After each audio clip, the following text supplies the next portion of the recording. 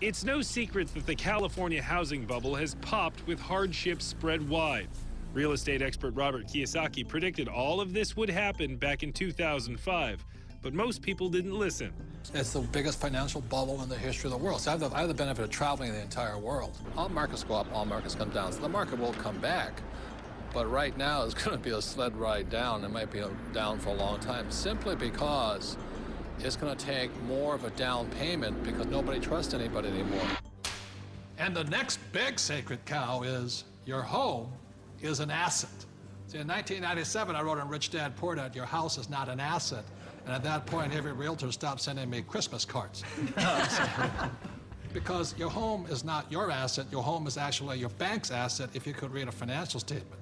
So, Kenny, you own lots of real estate. Yes. Is your home an asset? No, not my personal residence. A lot of people are in trouble today. Yeah. It doesn't produce any revenue.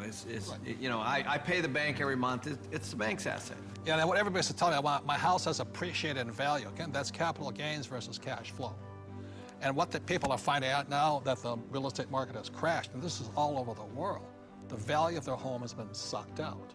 And so now somehow people are upside down because they're really finding out it's a liability because they still have to pay the bank on that mortgage. You know, so let's say they bought a house for $200,000, they still owe $180,000, but the house is only worth $100,000 now. And they're now finding out that your house is not an asset, it's a liability. And I'll tell you, I'm the largest originator of FHA and VA loans in the entire country out of everybody. I rent.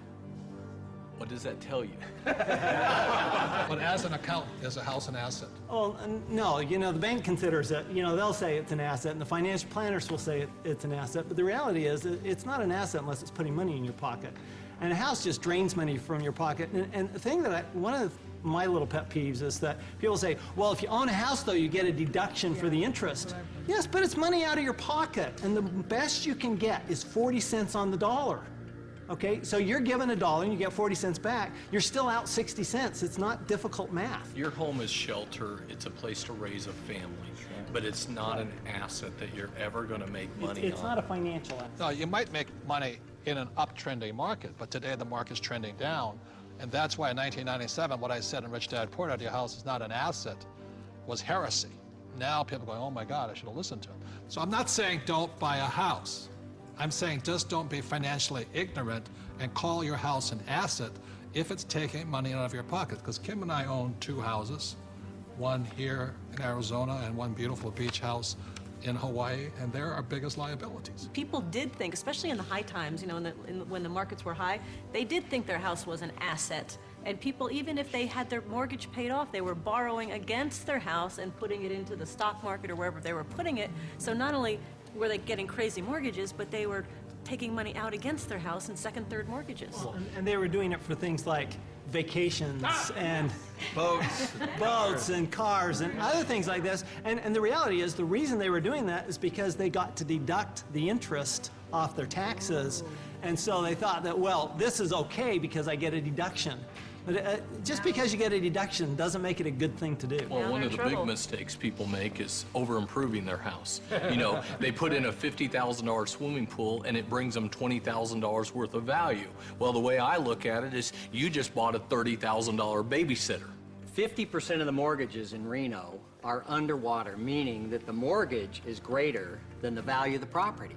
All right, and this affects the whole community because people aren't able to sell their homes and move to a place where they can get a better job. The neighbors aren't going to sell their house because values are so far down. So this has affected entire communities. And again, we've heard people say that your home is an asset. Well, we're talking here about financial education, and this is one of the biggest financial lessons that our country has had to learn, a very hard way, that your home is not an asset. This has happened before, and what's going to happen is new laws will come in, new credit will be loosened again here years from now, and the prices will come up again, and people will do it again. It's about a 20-year cycle as in anything. The point here is this is the best time to be buying real estate. If you are a first-time home buyer, this is your best time. Just don't call it an asset. You know, this is the best time to getting back in the market.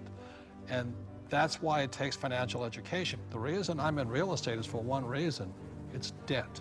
is one of the easiest assets to get debt on is real estate. But if you're going to use debt, you've got to be highly financially intelligent. Otherwise, if you're not intelligent, just keep calling your house an asset. We're talking a lot about assets, and there are 4 primary asset classes. One is business. As an entrepreneur, you own a business.